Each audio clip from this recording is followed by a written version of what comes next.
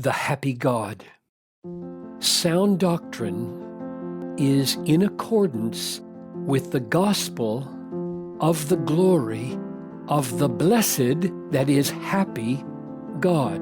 1 Timothy 1:10 and 11. A great part of God's glory is his happiness.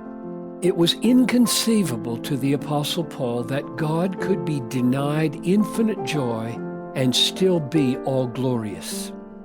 To be infinitely glorious was to be infinitely happy.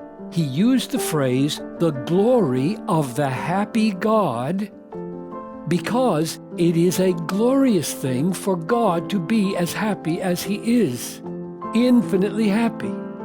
God's glory consists much in the fact that he is happy beyond our wildest imagination. This is the gospel of the glory of the happy God. That's a quote from the Bible. It is good news that God is gloriously happy. No one would want to spend eternity with an unhappy God. If God is unhappy, then the goal of the gospel is not a happy goal, and that means it would be no gospel at all.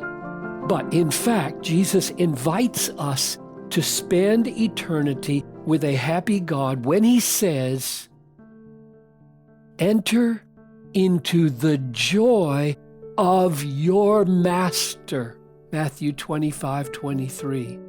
Jesus lived and died that his joy, God's joy, might be in us and our joy might be full. John 15:11, 17:13.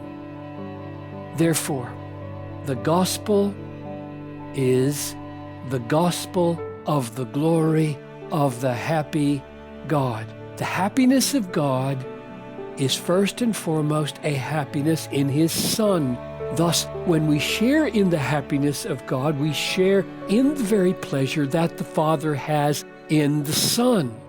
This is why Jesus made the Father known to us. At the end of his great prayer in John 17, he said to his Father, "I made known to them your name, and I will continue to make it known, that the love with which you have loved me may be in them and I in them."